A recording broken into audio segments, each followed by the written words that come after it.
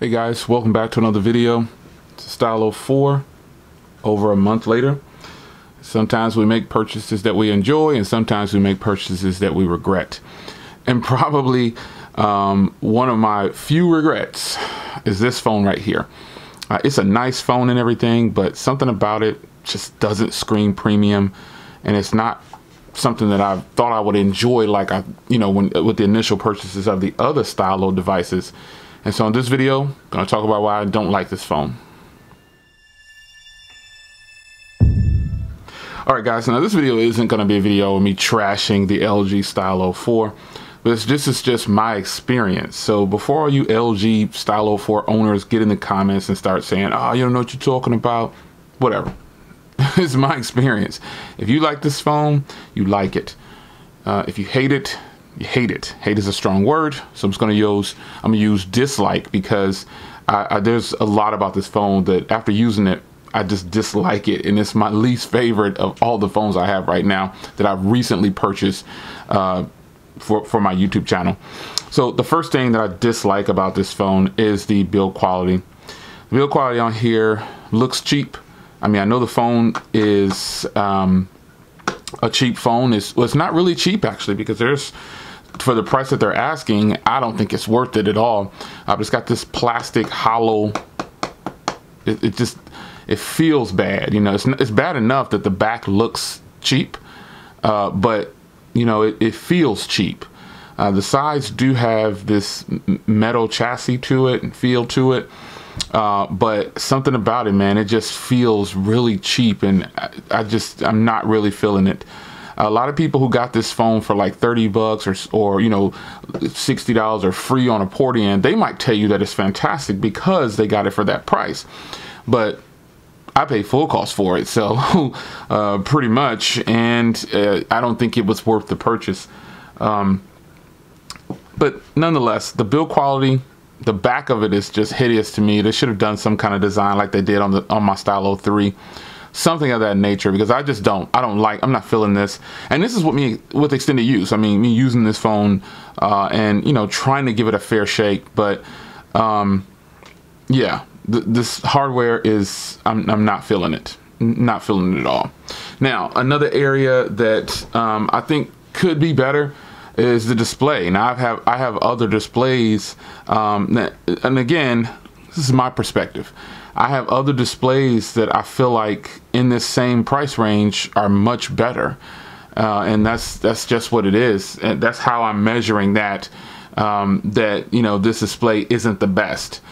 Yeah, it's not that it's a really bad display, but it's just, I mean, take my Z Max. My Z Max display, I think, is a better display than this one. And the Z Max is an older phone. You know, it's not even a new phone. It's been out for a while, and I think the Z Max has a better display.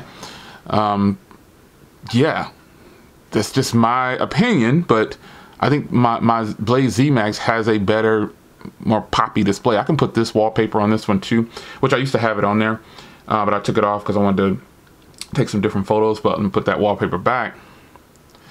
And I think that the Z Max, Blaze Z Max, has a better display. That's just me, and this is just one of the phones laying on the table, but I just think this display is better than this display, and it's a much older device. The display, and mind you, you see how bright this is, right? Look at where I have it at. I have it at like 80%. So, you know, LG displays just aren't that great. This is where I normally keep a lot of phones, down on like 30 to 40%, but this one I gotta crank it way up to get some life out of it, and I don't like that. So the display is another area that's lacking to me, and you know, I'm impressed with it, but I'm not that impressed for what LG's offering and for the price range. Another thing is the size of this phone. Now, I like big phones, don't get me wrong. I like a big screen, but I've got other phones that are big, but they feel better for some reason. And I know this phone has a much more narrow footprint. Yeah, I even have the bumper on here, which makes it a little bit wider, but it still feels better without that. With or without it, you know, and that was just one of the phones I had laying around next to me. It feels better. for this 18:9 ratio, this is a big phone, man. I mean, let's just call it what it is.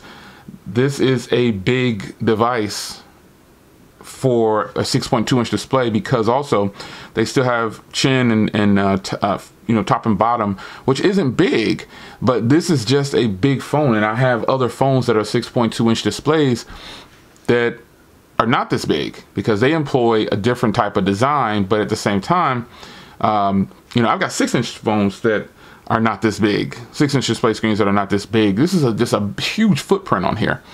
And, you know, it's just the phone itself is too bulky. It's a thicker phone too, but that's okay.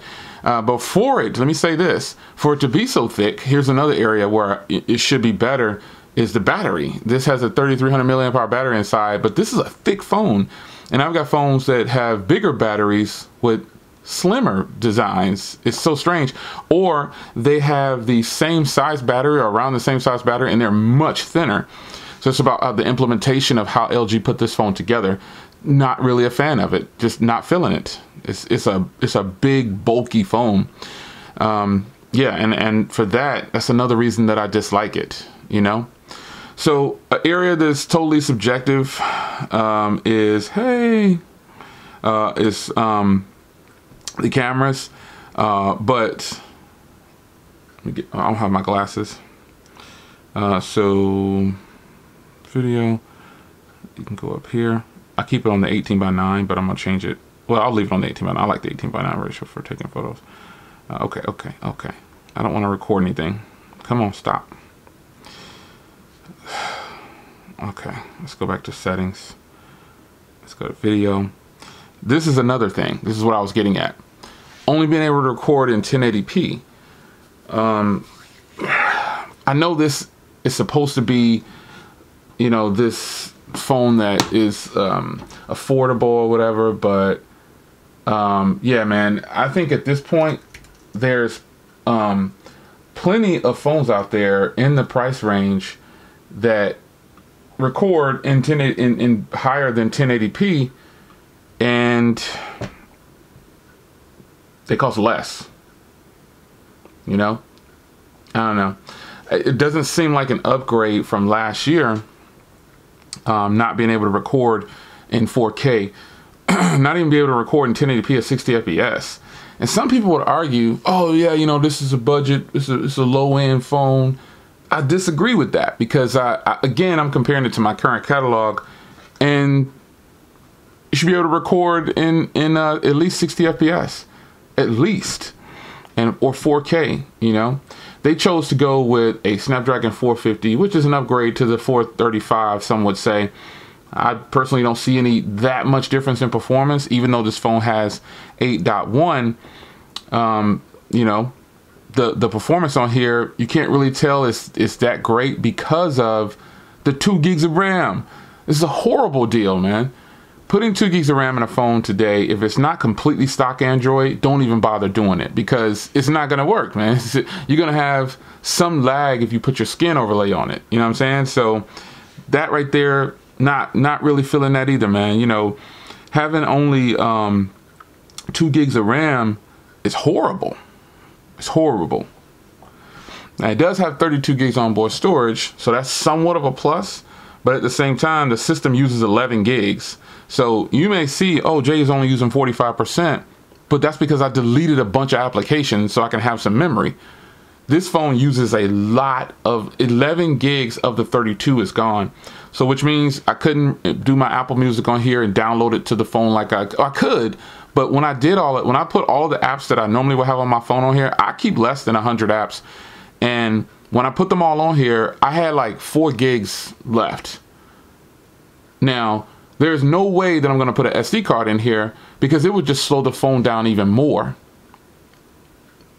It would slow it down even more. So I was like, you know what? This isn't going to work, man. This is just not going to work. I'm going to have to take all these applications off and just put the bare minimum social media stuff on here and use this.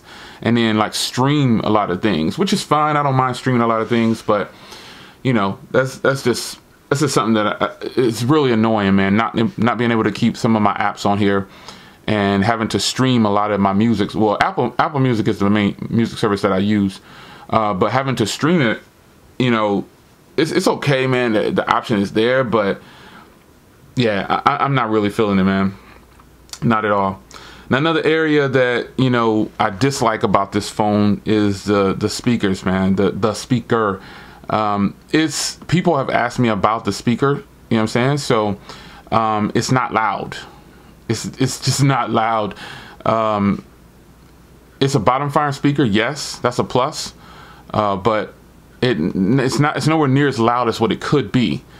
There are bottom firing speakers out there, and as big as this phone is, I would think they would be able to do something with the amp inside and give a bigger chamber or something, but no, nope. Yeah, I could go on and on probably about the things I dislike about this phone, but I'm going to stop there. I don't want to make a 30-minute video about the things I dislike about the LG Stylo 4. It's an okay phone, man. It's totally not worth the money.